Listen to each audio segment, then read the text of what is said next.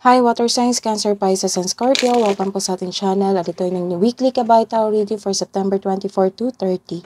Please be reminded that this is general reading po, so maaari kayo makarelate o hindi, just take what resonates. Gamitin ang reading na ito bilang kabay lamang. Balik po kayo dito bukas para sa ating daily Kabay Tarot reading for September 25. Oo, pwede po nyo ibisitahin ang ating channel. Please like, subscribe, and click bell button para updated po kayo sa daily tarot reading natin. Maraming salamat po. Spirit guides, para po sa gusto magpa-reading, maaari nyo pong makuha ang link. Nasa description box po ito. Message na lang po ako sa messenger. Maraming salamat po. Spirit guides, ano po ang ganap for this week po para kay Cancer, Pisces, and Scorpio ngayong September 24 to 30? Spirit guides.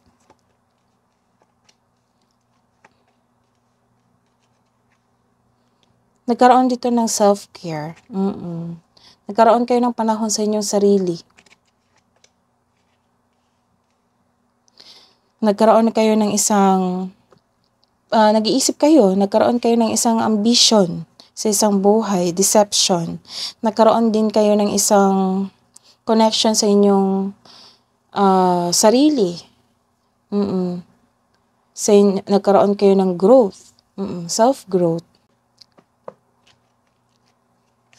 Nagkaroon kayo ng desire na gusto mo kunin tong isang bagay na ito or isang sitwasyon na ito. Gates of Triumph. So,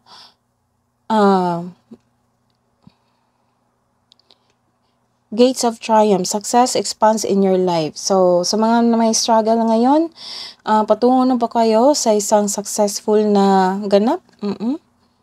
Ito yung madilim na part. This is your emotion, yung struggle nyo sa buhay, challenges nyo sa buhay. So, this part is nasa right path na kayo patungo sa isang successful. Sa inyong new beginning, sa inyong buhay. Success expands in your life. Answering the call. So, kung may plano kayo, it might be yung ambition nyo or desire sa isang bagay. So, this is the answer from the universe. The time is now. Ano pong energy today for this week po, September 24 to 30, para kay Cancer, Pisces, and Scorpio?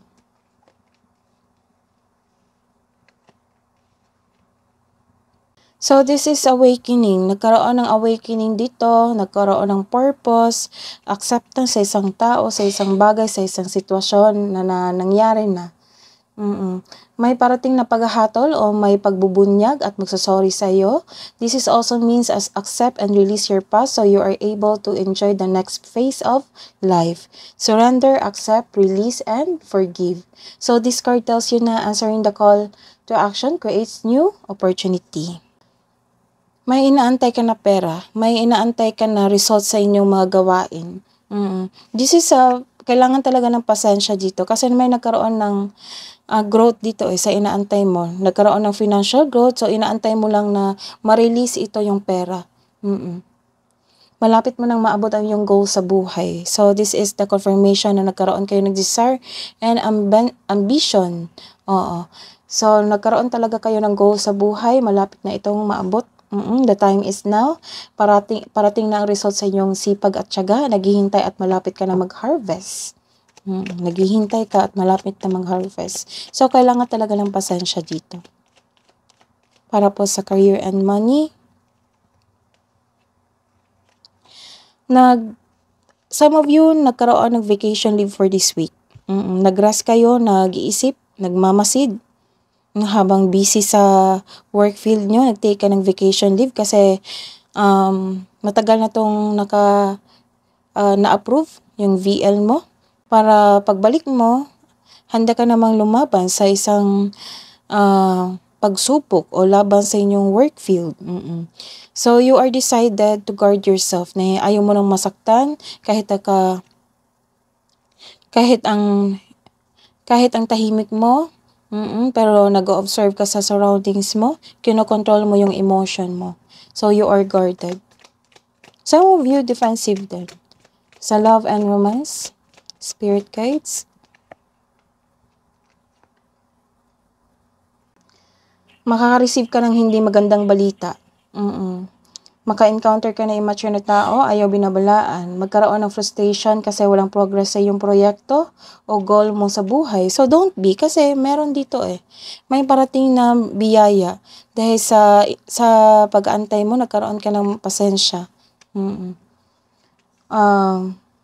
If you want to result, build concrete plan without rushing. So, may nakikita din ako ditong business trip or mag-travel trip kayo or romantic trip.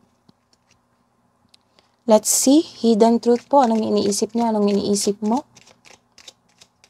Sa mga single, my life is not as together as it seems. Sa mga may relasyon, I wish things could be different. Sa mga self-love po, self-care para sa mga single. Hydrate, inom kayo ng tubig. Advice po sa mga may relasyon.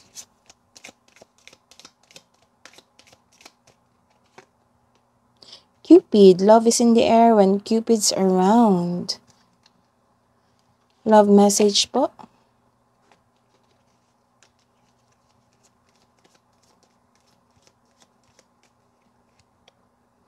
The past is now behind you. Release it and embrace new possibilities. A new path is now available to you. Follow it with faith. Kabo ang advice po for this week, September 24 to 30, Spirit Guides. Para po kay water signs, Cancer, Pisces, and Scorpio. What do you need to release? Yan yung tanong ng universe sa iyo.